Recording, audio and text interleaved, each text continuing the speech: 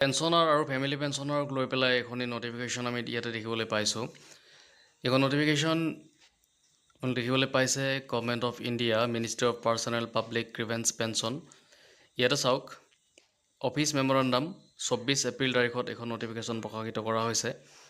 ছাবজেক্টটো চাওক, release of an additional instalment of dearness relief to central government pensioners, family pensioners, revised rate with effect from 1 জানুৱাৰী 2026 regarding.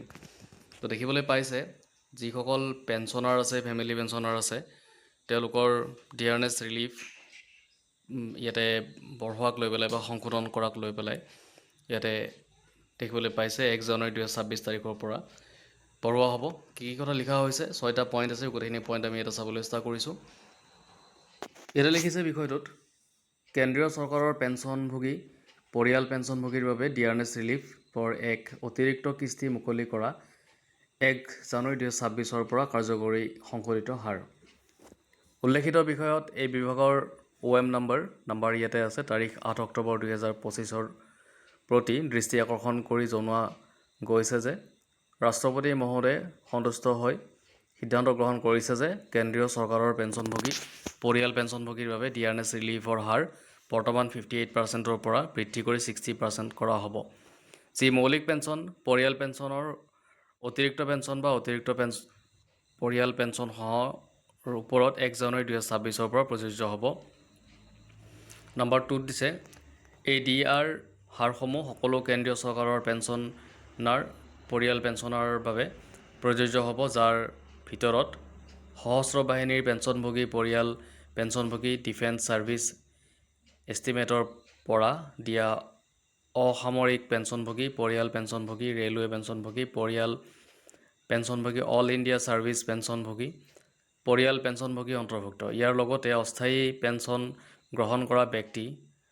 আৰু এই বিভাগৰ OM number ইয়াতে আছে, তাৰিখ 23 জুন 2017 আৰু এটা OM নম্বৰ আছে, তাৰিখ 11 ছেপ্টেম্বৰ 2017 পেৰেগ্ৰাফ 6ৰ অধীনত আবৃত পেঞ্চনভোগী পৰিয়াল পেঞ্চনভোগীসকলৰ ক্ষেত্ৰতো প্ৰযোজ্য হ'ব। নম্বৰ 3, ডিয়াৰনেছ ৰিলিফৰ পৰিশোধত টকাৰ অংশ ভগ্নাংশ থাকিলে তাক পৰৱৰ্তী উচ্চ টকাৰ সংখ্যালৈ গণনা কৰা হ'ব। নম্বৰ 4 দিছে, একাউণ্টেণ্ট জেনেৰেলৰ কাৰ্যালয় আৰু অনুমোদিত পেঞ্চন বিতৰণ বেংকসমূহক অনুৰোধ কৰা হৈছে যে এই নিৰ্দেশনাসমূহৰ ভিত্তিত কোনো অধিক নিৰ্দেশৰ অপেক্ষা নকৰি ডিআৰ পৰিশোধৰ ব্যৱস্থা গ্ৰহণ কৰক। যি ভাৰতৰ নিয়ন্ত্ৰণ আৰু মহা হিচাপ পৰীক্ষকৰ চিঠি নম্বৰ ইয়াতে এটা আছে, তাৰিখ 23 এপ্ৰিল 1981 আৰু ভাৰতীয় ৰিজাৰ্ভ বেংকৰ পৰিপত্ৰ নম্বৰ ইয়াতে এটা আছে, তাৰিখ দিছে 21 মে 1981 অনুসৰি। নম্বৰ 5ত দিছে, ভাৰতীয় অডিট আৰু একাউণ্টছ বিভাগৰ কৰ্মৰত ব্যক্তিসকলৰ ক্ষেত্ৰত এই আদেশসমূহ ভাৰতৰ নিয়ন্ত্ৰক আৰু মহা হিচাপ পৰীক্ষকৰ সৈতে পৰামৰ্শ কৰি ভাৰতৰ সংবিধানৰ অনুচ্ছেদ 148/5 অনুসাৰে জাৰি কৰা হৈছে। আৰু নম্বৰ 6 দিছে, এই আদেশ ভাৰতৰ অৰ্থ মন্ত্ৰালয়ৰ ব্যয় বিভাগৰ OM নম্বৰ ইয়াতে আছে, তাৰিখ 22 এপ্ৰিল 2026 অনুসৰি জাৰি কৰা হৈছে। তো দেখিবলৈ পাইছে, পেঞ্চনাৰ আৰু ফেমিলি পেঞ্চনাৰসকলৰ লগতো তেওঁলোকৰ ক্ষেত্ৰতো দৰমহা ইতিমধ্যে বৃদ্ধি হ'ব। তেওঁলোকৰ যিটো ডিআৰ আছিলে, ডিয়াৰনেছ ৰিলিফ, সেইটো 60%লৈকে বঢ়াই পেলাই এতিয়া 2% বাঢ়িছে, 60 হৈছে। আৰু সেইটো তেওঁলোকৰ মৌলিক পেঞ্চন বা পৰিয়াল পেঞ্চনৰ লগত সংলগ্ন হয়, সেইটো সংগঠিত হ'ব বা বৰ্ধিত হ'ব। এইটোৱে আছিলে আজিৰ আপডেট। যদি ভিডিঅ'টো ভাল লাগিছে, লাইক, শ্বেয়াৰ, ছাবস্ক্ৰাইব এটা কৰি দিব।